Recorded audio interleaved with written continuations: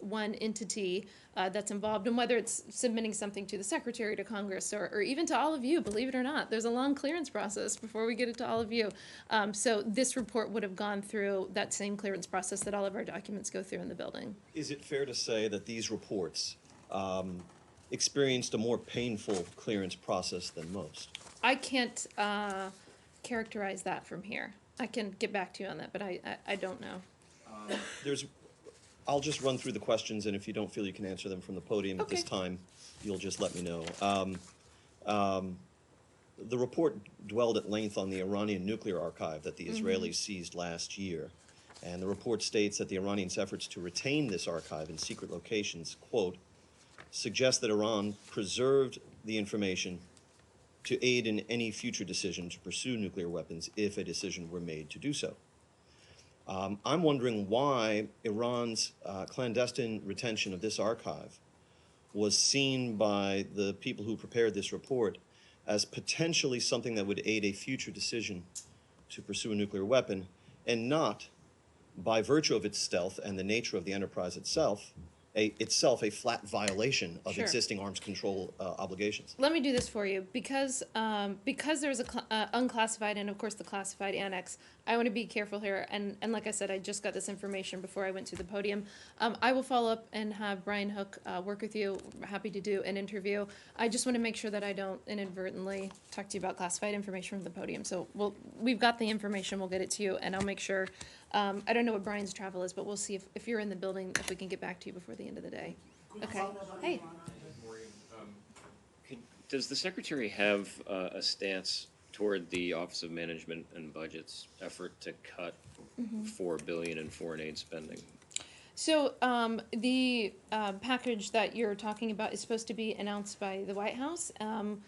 We think that decision will be imminent, and as soon as we have it, we will comply with whatever the president's directive is. But is he in support of it, or does he oppose it? I think that we support the president's decisions.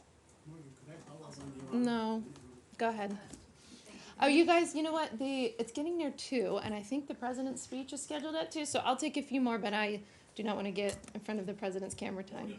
Can you confirm the report that another Iranian tanker is headed towards Syria carrying crude oil, the Bonita Queen? And can you say whether or not it would be in violation of U.S. sanctions and what the U.S. is prepared to do to stop it from reaching its destination? Yes, so we are aware of the reports that this ship, what a fantastic name, by the way, is headed towards Syria. We've heard that. I mean, I think that when you look at this ship, when you look at the Grace One, you know, when you look at anybody, instead of focusing on individual ships, let's back up a little.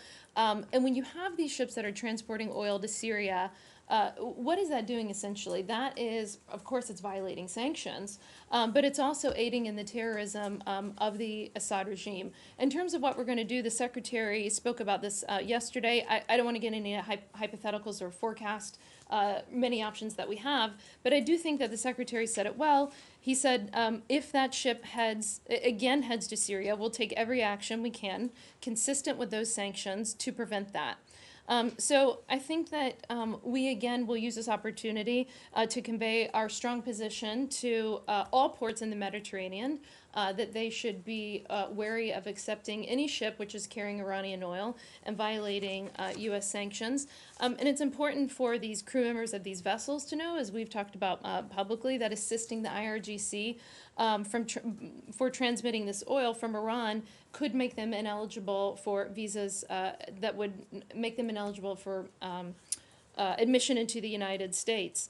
And of course, you know, this isn't an innocent activity. Providing or attempting to conspire to provide material resources not only to the Iranians, but to any foreign terrorist organization, any FTO, is a crime under U.S. law, and there's punishments that come under this. So I think, again, if we step back and look at the bigger picture of all of this, we want to remind all ports in the Mediterranean that these are sanctionable activities that they shouldn't participate in, and we appreciate all countries complying with U.S. sanctions and with U.S. law. Yeah, That last ship one. heads again, is he referring to the, In the secretary's quote, yeah, when he was asked that yesterday, he was referring to the Grace one and that particular thing. But I think the important point that he was making there is he was asked about actions, and you asked me about that, and he was saying that we'll take actions that are consistent with sanctions to prevent that. So I think we have a range of options.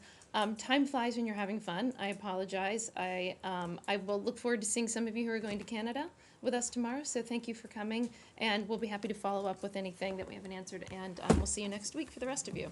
Thanks.